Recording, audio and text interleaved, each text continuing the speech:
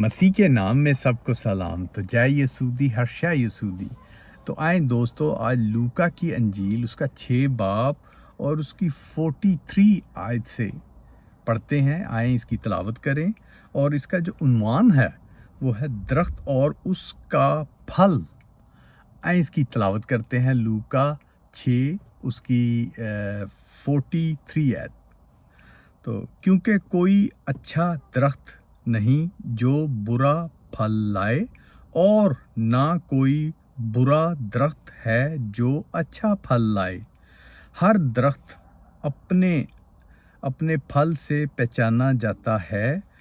कोई झाड़ियों से अंजीर नहीं तोड़ता, और ना झाड़ियाँ बेर से अंगूर। अच्छा आदमी अपने दिल के अच्छे खजाने से अच्छी चीज़ें निकालता है, और बुरा आदमी बुरी खजाने से बुरी चीज़ें निकालता है। क्योंकि जो दिल में भरा है वही उसके मुंह पर आता है। पाक कलाम को पढ़े और सुने जाने पे बरकत हो।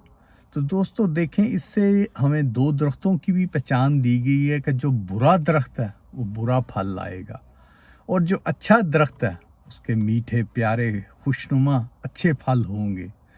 और इसी तरह ही जो दुनियाई में रहते हुए दुनियाई में दरख्त हैं, और दुनियाई में जो लोग हैं जो आजकल दुनिया में चल रहा है उसको देखते हैं कि जो बुराई में रहते हैं, जिन तक बाइबल तो पहुंचती है पर उस पर अमल नहीं करते, उसको सुनते नहीं हैं, उससे हट जाते हैं, क्योंकि शैतान ने उनकी आंखों पे पर्दा डाल दिया, उनके कानों को बंद कर दिया, उनके दिमाग में लालच बुराई भर दिया। तो वो जो बुराई और जो सब चीज़ें जो उसके अंदर हैं वही बुराई निकलती है। जैसे हम भी गुनाह की ज़िंदगी में जब गए तो हमारे मुंह से भी गंदी बातें, गंदे ख्याल, लड़ाई झगड़े वाले बुरी चीज़ें निकलती थी। पर जब खुदा ने हमें छुआ, पकड़ लिया, और दोस्तों मैंने अपनी टेस्टमनी में बहुत बार बता चुका हूँ कि जब मुझे यीशु ने पकड़ा, कि जब मैं खड़ा हुआ था सीधा ही गिर गया, मुझे कुछ भी बीमारी नहीं थी, कुछ भी नहीं था, मैं गिर गया। और पता नहीं मैं गिरा ही नहीं था, मैं शायद मेरी डेथ भी हो चुकी थी। तो मेरी बीवी और बच्चे ने मुझे हिलाते रहे, तो बहुत देर के बाद मैं उठा, तो मुझे भी पता नहीं कि मैं गिरा हूँ, मैं क्या हूँ। मैं कह रहा हूँ मुझे सो रहा हूँ, मुझे सोने दो। तो उन्होंने बताया तू इतनी देर से पड़ा हुआ था, और गिरते हुए सीधा गिरा हूँ। अगर लेफ़्ट या राइट पे हो जाता तो शायद ये 2 पीसीज हो जाते, इतनी लोहे की चीज़ें पड़ी हुई थी। तो खुदा ने बचाया, और हो सकता है कि मेरी शायद डेथ भी होगी हो, मुझे दूसरी ज़िंदगी। उसी दिन ही मैं दुआ में बैठा, बहुत टाइम दुआ में बैठा, बाइबल को पढ़ा, रात हो गई।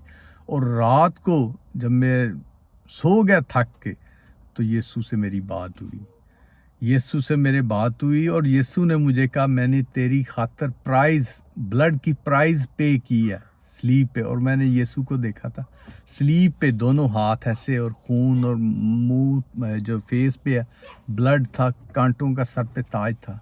मैंने बात की, मैंने देखा, अभी तक वो चेहरा मेरे सामने आता, वो जो मैंने देखा था, और बात की। और उस दिन से आज दिन तक खुदा के पीछे हो चलें, चाहे नुकसान हो, कुछ भी हो, आंधी आए तूफान आए, हम उसके पीछे हैं।